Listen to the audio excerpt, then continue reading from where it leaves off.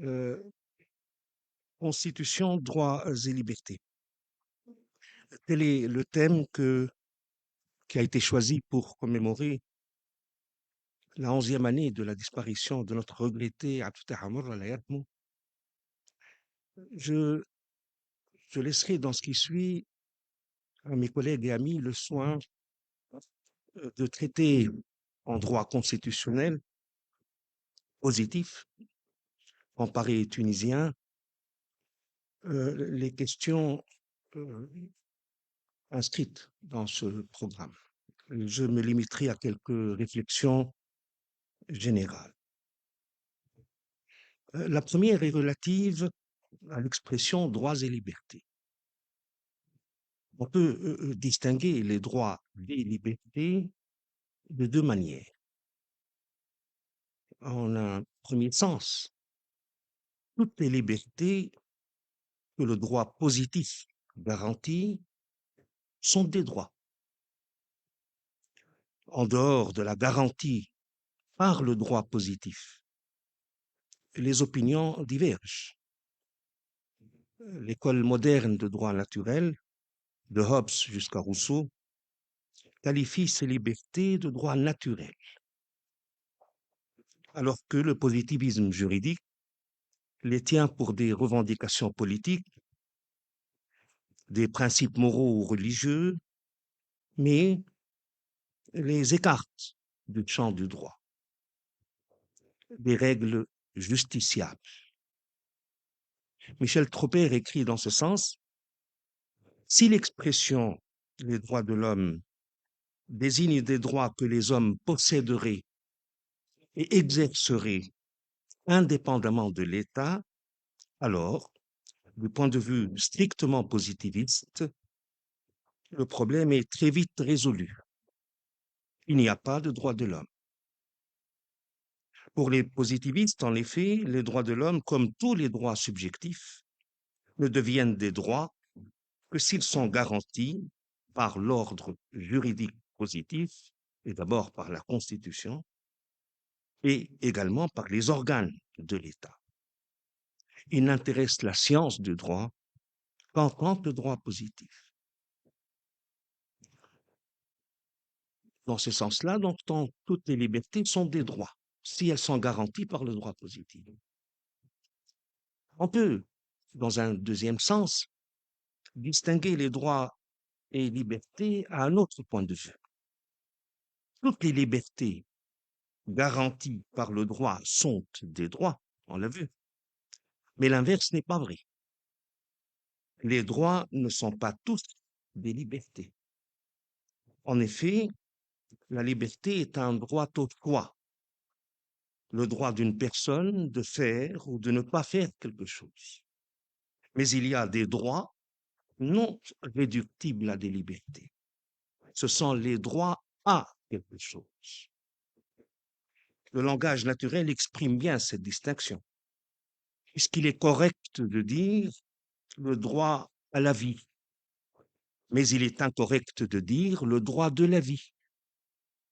De même qu'il est correct de dire liberté d'expression, mais ou droit à la liberté d'expression, mais il est incorrect de dire droit d'expression. Dans son sens le plus strict, le droit se rapporte à une valeur qui constitue son objet, alors que la liberté est le pouvoir reconnu de prendre une décision, d'effectuer un choix entre plusieurs possibilités.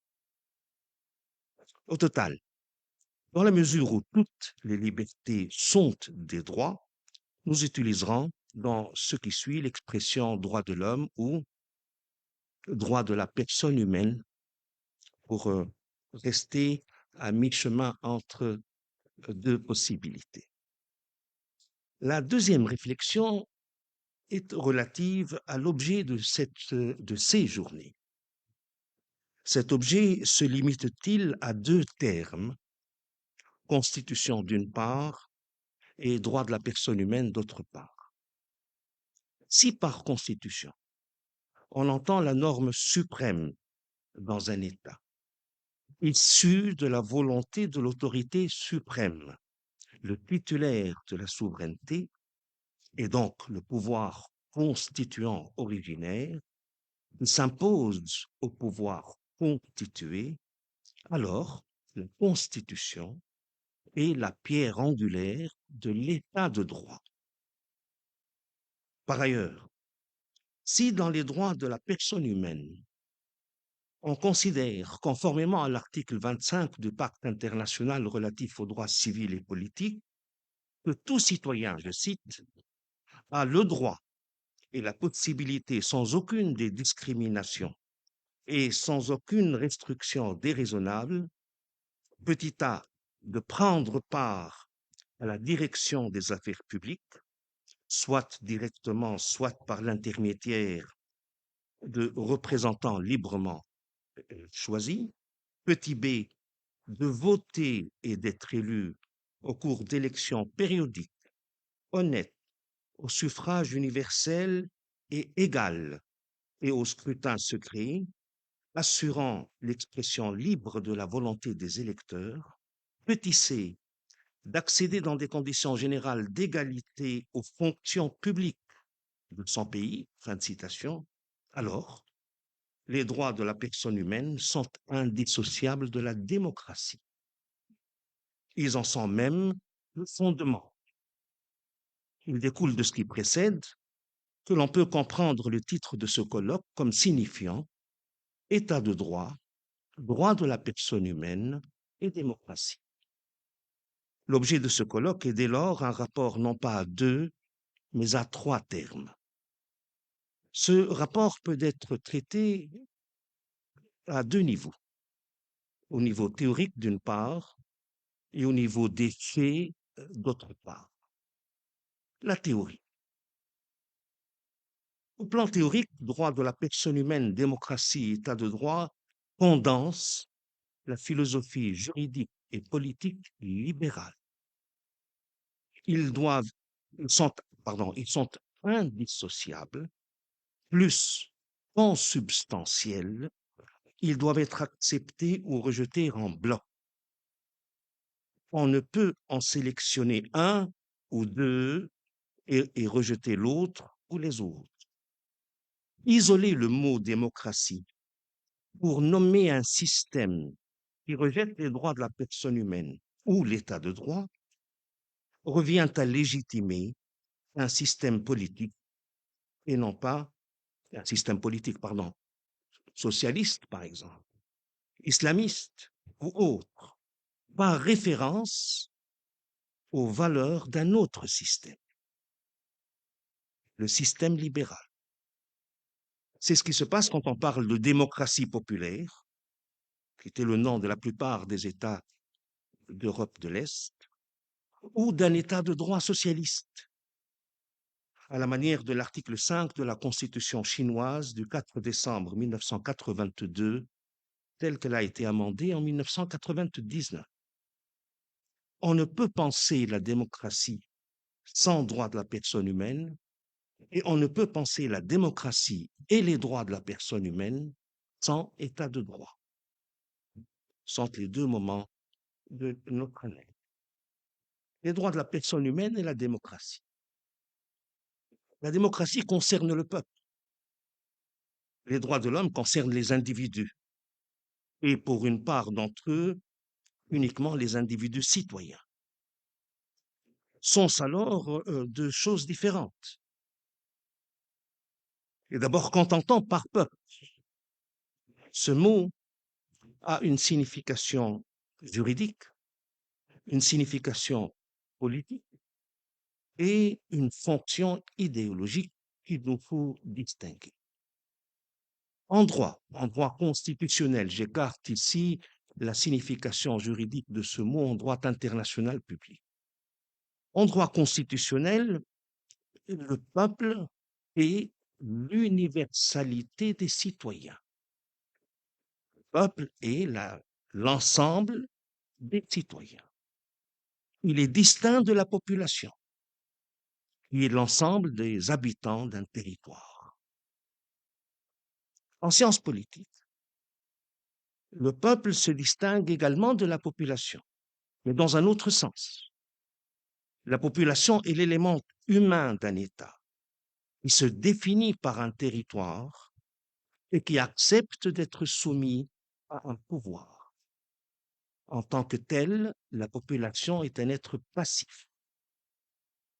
Une population se transforme en peuple quand elle sort de cette passivité, quand elle fait éclater la synthèse étatique en rejetant le pouvoir, révolution, ou en cessant de se définir par un territoire au cours d'une sécession.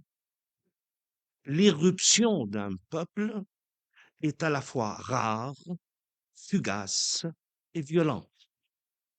Une fois la synthèse brisée, une fois lancées les bases de la nouvelle synthèse étatique, le peuple retrouve sa passivité et redevient population. Enfin, la fonction idéologique du mot peuple, comme toute idéologie, cette fonction est pratico-sociale.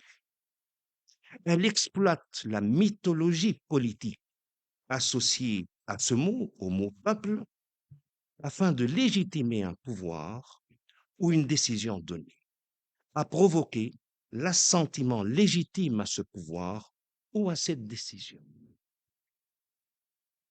La démocratie est, selon la formule d'Abraham Lincoln, dans son discours de Gettysburg en 1863, le pouvoir du peuple, par le peuple et pour le peuple.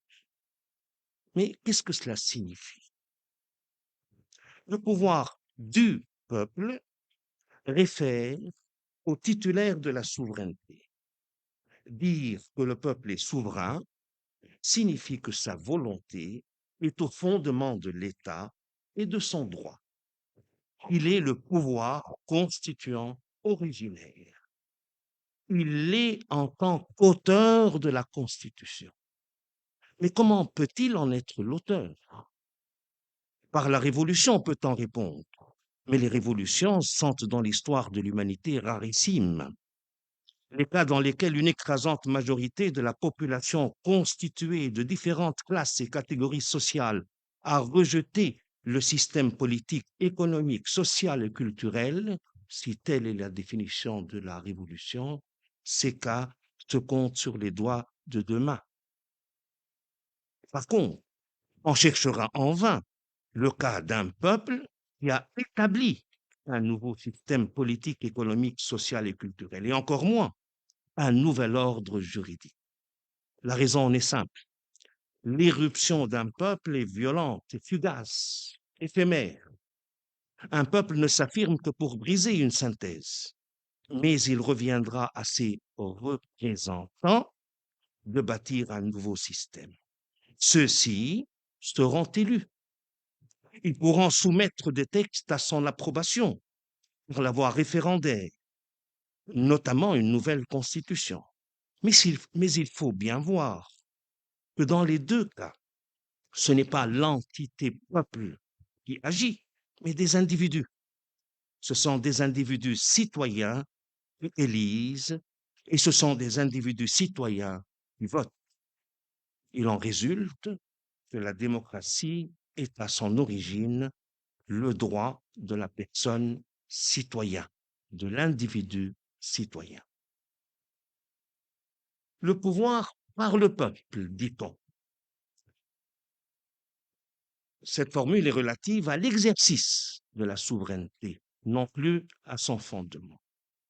Cet exercice ne peut se faire directement par l'ensemble de la population. Cela est impossible.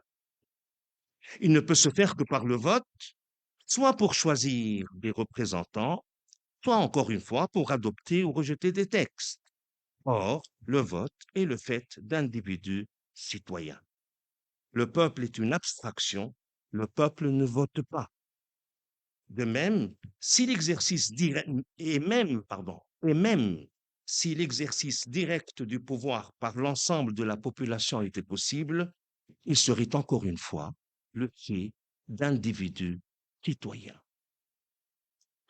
Enfin, le pouvoir pour le peuple peut signifier deux choses.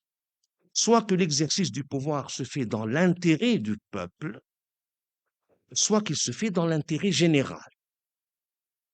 Si par peuple on entend l'ensemble de la population, alors le pouvoir doit être exercé dans l'intérêt de tous. Et cela est impossible. Parce qu'au sein d'une population, les intérêts sont différents et souvent contradictoires.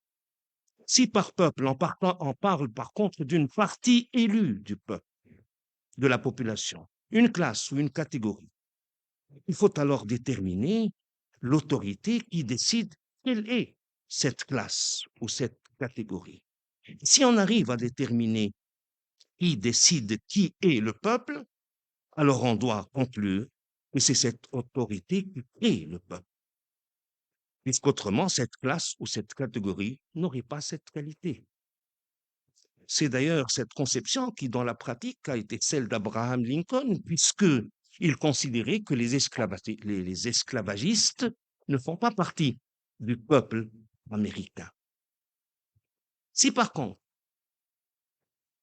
l'exercice se fait dans l'intérêt général, compris cette fois-ci comme distinct de l'intérêt de chacun et transcendant l'intérêt de tous, la question est de savoir qui détermine cet intérêt général.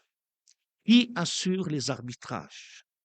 Qui décide que certains intérêts privés sont contraires à l'intérêt général et que d'autres doivent être sacrifiés? Cette question ne peut être résolue, encore une fois, que par le vote, c'est-à-dire, encore une fois, par des individus citoyens qui choisissent à cet effet des représentants. Deuxième point, l'état de droit, les droits de la personne humaine et la démocratie. L'état de droit est un état qui produit le droit, qui agit au moyen du droit et qui est limité par le droit. L'état de droit est d'abord un état créateur du droit. Le droit se ramène au droit positif, qui est l'expression de la volonté de l'État. L'affirmation en vertu de laquelle le droit procède de la volonté de l'État ne désigne pas un attribut de l'État. Il faut bien voir que c'est la définition même de l'État. Considérer que l'État ne peut pas être l'auteur du droit, c'est non pas amoindrir l'État, mais le nier. C'est considérer qu'il n'est pas souverain. Si le droit ne dérive pas de la volonté de l'État, c'est qu'il s'impose à lui. Il cesse donc d'être souverain. Ce faisant, il cesse d'être État. Une contradiction est donc au cœur du concept même d'État de droit. Comment concevoir un État soumis au droit si le droit est l'expression de la volonté de cet État? L'État abstrait conçu comme une entité simple ne peut pas être limité par le droit, parce qu'il est souverain. La contradiction peut être dépassée si l'on considère que l'État est un être complexe, qu'il est une hiérarchie d'organes et que son droit est une hiérarchie de normes. Au sommet de cette double hiérarchie, un organe et un droit, le pouvoir constituant et l'expression de sa volonté, la Constitution, qui crée des organes institués, détermine leurs fonctions et leurs compétences, qui organise leurs rapports, qui fixe les bornes à leur pouvoir, et notamment par une déclaration des droits de la personne humaine, et qui prévoit des mécanismes garantissant la soumission des organes institués à la volonté du pouvoir constituant. Et dans les rapports entre organes institués, la soumission de l'organe inférieur aux droits produits par l'organe supérieur, toujours en vertu de la Constitution. Ce n'est donc pas l'État en tant que tel qui est limité par le droit, qui est soumis au droit, mais les organes de l'État. La soumission des organes étatiques au droit est bien entendu conditionnée encore par l'existence d'organes juridictionnels chargés d'en garantir le respect. Elle suppose un contrôle des actes administratifs, des lois, y compris référendaires, et des lois autorisant la ratification des traités, ainsi que des propositions d'amendement de la Constitution. Elle suppose donc un contrôle de la légalité, un contrôle de la conventionnalité et un contrôle de la constitutionnalité. Olivier Jouan-Jean résume bien ces caractéristiques de l'état de droit. Je le cite. Principe de primauté de la Constitution et de sa garantie juridictionnelle, soumission de l'administration et de la justice à la loi et au droit, réserve de la loi qui interdit à l'exécutif d'agir sans base législative suffisante, principe d'applicabilité immédiate des droits fondamentaux, séparation des pouvoirs, sécurité juridique, responsabilité de la puissance publique, principe de proportionnalité, droit au recours, garantie procédurale. Ainsi conçu, l'état de droit est indissociable de la démocratie et des droits de l'homme. Il est constitué de l'ensemble des principes, des règles et des mécanismes destinés à garantir la démocratie et les droits de la personne humaine. En d'autres termes, l'état de droit est celui qui se donne les moyens d'assurer l'effectivité des droits de la personne humaine et de la démocratie. رفعنا الآن من العلو الشاهق سوف ننزل إلى أرض الواقع. Parce qu'il est précisément question d'effectivité. La question de l'effectivité. L'effectivité est la réalisation du droit, la traduction des normes en faits. Éric Millard écrit que la revendication d'effectivité de la démocratie et des droits de l'homme se donne, avec l'état de droit, les moyens les plus conséquents.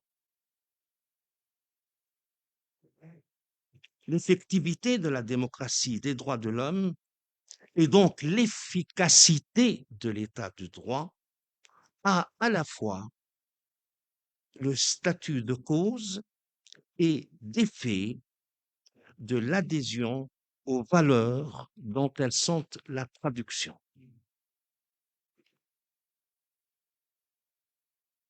L'effectivité elle a le statut d'effet du point de vue des autorités investies du pouvoir juridique de mettre en œuvre ces normes. L'effectivité n'est pas une affaire de normes, mais de volonté. Le passage de la norme au fait n'obéit pas à une loi de causalité. Il est conditionné par une décision, par un choix. Si les autorités n'adhèrent pas aux valeurs, droits de l'homme, état de droit, démocratie, si elles n'adhèrent pas à ces valeurs, si elles les ont adoptées uniquement par opportunisme politique et comme idéologie, donc comme de simples procédés rhétoriques, justificatifs et légitimants. Ou encore, si une fois arrivées au pouvoir, les élites qui y adhéraient les trahissent, alors dans les deux cas, elles ne s'empresseront pas de les mettre en œuvre et ne le feront que sous l'effet et dans les limites des nécessités internes ou internationales et de leurs intérêts. Le sort de la Constitution de 2014 en est un exemple significatif. Des pans entiers de cette Constitution sont restés lettres mortes. La section seconde du chapitre 5 relative à la Cour constitutionnelle. L'article 110 du même chapitre relatif à la compétence des tribunaux militaires, on en parle ces jours-ci. Le chapitre 6 relatif aux instances constitutionnelles indépendantes, dont une seule, fonctionner conformément à la Constitution. Le chapitre 7, dans ses dispositions relatives aux régions et aux districts. Tout cela est resté lettre morte. Nous devons préciser de plus que l'ineffectivité de la section relative à la Cour constitutionnelle, et notamment ces dispositions relatives à l'exception d'inconstitutionnalité, rétroagit sur l'effectivité ou l'ineffectivité du chapitre 2 relatif aux droits et libertés, et notamment sur la disposition la plus importante de ce chapitre, l'article 49 dont on parlait tout à l'heure. L'apparition, depuis 2011-2012, d'un nouveau concept, taf'il al-qanoun, est un symptôme de cette large ineffectivité du droit. L'entrée en vigueur d'une règle de droit ne garantit plus son effectivité. Il faut désormais une condition supplémentaire, une volonté de la mettre en œuvre. Cette absurdité juridique a une signification. On adopte une norme, on la publie pour réaliser un intérêt politique immédiat ou à cause d'une nécessité contingente, mais pour des raisons également politiques, économiques ou financières, on n'entendait pas l'appliquer. En sens opposé, on a vu également des règles appliquées sans avoir été publiées. L'effectivité de la démocratie, des droits de la personne humaine et de l'état de droit a par contre le statut de cause cette fois-ci de l'adhésion des citoyens en tant que sujet de droit à ces valeurs. Les sujets de droit, dans leur immense majorité, ne sont ni philosophes, ni politistes, ni juristes. Ils n'adhèrent pas spontanément à des constructions théoriques complexes. Ils sont comme saint Thomas d'Aquin. Ils ne croient que ce qu'ils voient. Ils adhèrent à ces valeurs si ils les voient à l'œuvre, s'ils en constatent la réalité et s'ils en expérimentent l'utilité. Si la réalité ne correspond pas à ces valeurs, si l'expérience qu'ils ont est celle de l'ineffectivité de ces valeurs, ils ne se limiteront pas à rejeter cette réalité. Ils rejetteront également les noms attribués à ces réalités.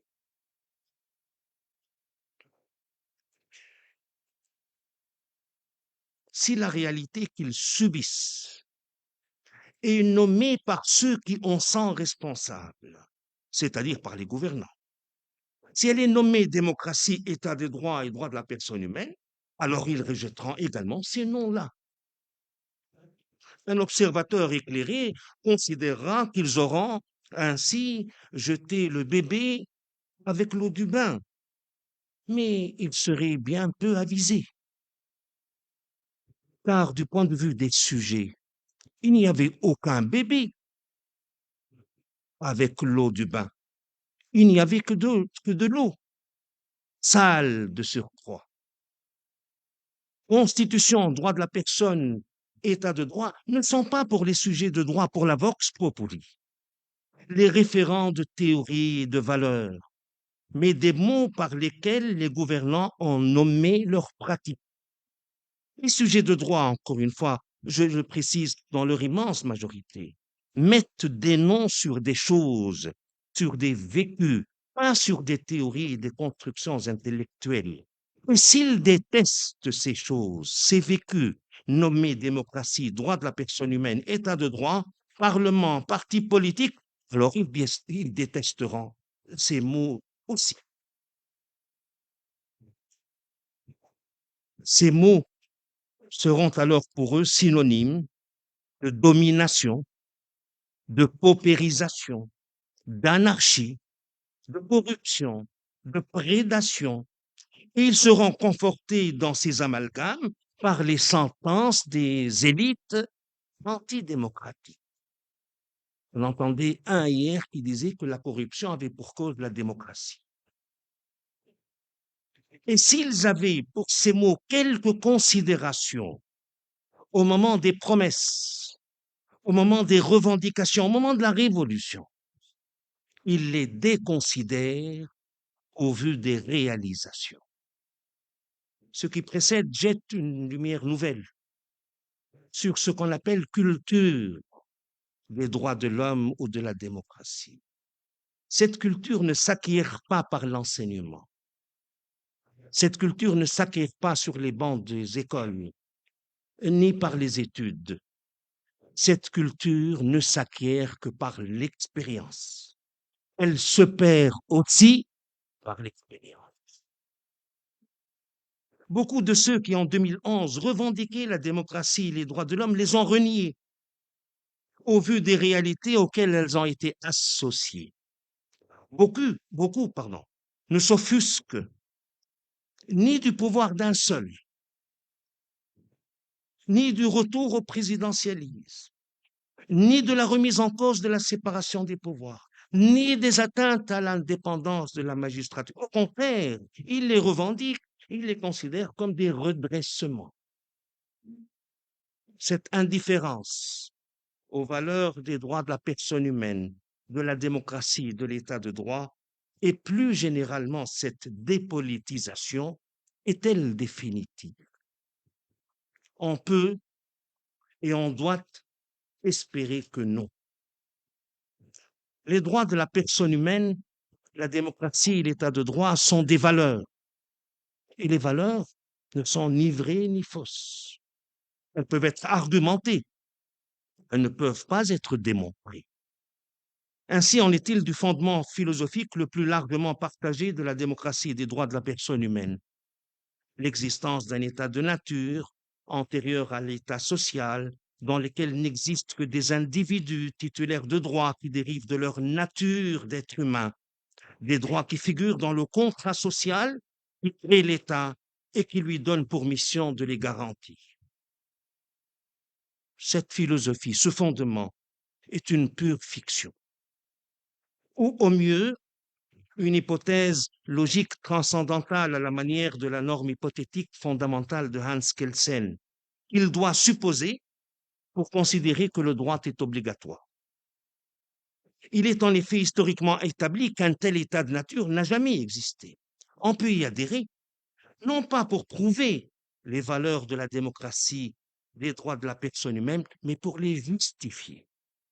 Du reste, nous l'avons vu en introduction, le positivisme juridique rejette une telle théorie. Les valeurs expriment des convictions, des émotions, des préférences ou encore des intérêts individuels ou collectifs. Elles sont par définition relatives et subjectives. L'importance des valeurs politiques ne tient donc pas à la vérité de la théorie à laquelle elles se rattachent, mais à leur utilité. Elle tient, dans le cas qui nous retient, au fait que la démocratie, les droits de la personne humaine et l'état de droit ont quelque chose de particulier. Ils ont ceci de particulier qu'ils ont pour vocation de figurer dans l'arsenal juridique, politique, psychologique des faibles contre les forts. Certes, les puissants peuvent exploiter ces valeurs, mais comme un discours idéologique. Mais ce sont par définition les personnes, les catégories sociales les plus faibles, ou les personnes et les catégories sociales qui se retrouvent dans une situation de faiblesse, qui ont un besoin parfois vital de ces valeurs comme normes juridiques effectives. Rejeter ces valeurs plutôt que revendiquer leur effectivité est, d'un point de vue utilitariste, une erreur que l'expérience de l'arbitraire corrigera, j'y crois, rapidement. La démocratie est le seul système politique où les sujets ne sont pas des assujettis. C'est le seul système politique qui érige les sujets en citoyens, c'est-à-dire en titulaires d'une part de la souveraineté. C'est le seul système politique qui est fondé sur l'autonomie de l'individu, leur égalité en droit et leur égalité devant la loi, c'est-à-dire sur les droits de la personne humaine. C'est un fonctionnement malhonnête de la démocratie qui a fait que ces valeurs d'autonomie et d'égalité sont demeurées, pour une large part, de simples procédés rhétoriques, un discours idéologique. Et de même que l'expérience d'une démocratie pervertie a provoqué un rejet des valeurs, l'expérimentation d'un pouvoir personnel fera partir en fumée l'illusion d'un despote juste. Ainsi se constitue la culture démocratique et celle des droits de la personne humaine. Elle se bâtit sur les enseignements des échecs et des erreurs. Et l'enseignement suprême, me semble-t-il, est qu'on ne peut construire une démocratie sans démocrates, ni une justice indépendante sans magistrats indépendants. Je vous remercie.